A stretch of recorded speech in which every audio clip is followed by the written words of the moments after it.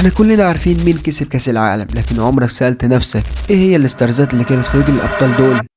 بص يا صاحبي، كاس العالم بالنسبه لينا بطوله كوره، لكن بالنسبه لشركات الاحذيه دي حرب بمليارات. ايوه والله، لان الصوره اللي بتفضل في التاريخ مش بس صوره اللاعب وهو رافع الكاس، لا كمان صوره الاسترز اللي كان لابسه. عشان كده كل شركه بتحاول تخطف اكبر عدد من النجوم وتدفع ملايين واحيانا عشرات الملايين عشان لاعب واحد بس يلبس الاسترز بتاعها في كاس العالم. وتعال نرجع كده شويه لورا، هتلاقي اديداس مسيطره على بطولات كتير جدا لدرجه ان اسمها بقى مرتبط بكاس العالم نفسه. لكن مع الوقت نايكي دخلت الحرب وبقوة وبدأت توقع مع نجوم العالم، وتحولت المنافسة من منتخبات ضد بعض لشركات ضد بعض كمان. وتخيل ان لاعب يسجل هدف في نهائي كاس العالم، الملايين يشوفوا الهدف والشركة تشوفه اعلان مجاني قدام العالم كله. وعشان كده لما فازت الارجنتين بمونديال 22 ما كانش ميسي بس اللي كسب، اديداس كسبت معاه لحظة تاريخية تفضل تتعرض لسنين قدام. وقبلها بسنين برضه كل جيل كان ليه ستارز ايقوني، استرزات اول ما تشوفها تفتكر البطولة على طول. وده خلينا نسأل سؤال غريب شوية، اللي بيفضل اكتر اللاعب ولا الاسترز ولا اللحظه نفسها؟ لان في لعيبه اعتزلت من سنين لكن لحد النهارده الناس بتدور على الاسترزات اللي لعبوا بيها. ونيجي بقى لاهم نقطه، كاس العالم مش بس بيصنع اساطير من اللاعبين، كمان بيصنع اساطير من الاسترزات. فصل على النبي كده وقول لي في التعليقات، لو تقدر تمتلك استرز واحد من اي نهائي كاس عالم هتختار استرز مين؟ علشان يكون حكايه جديده من حكايات الليبرو.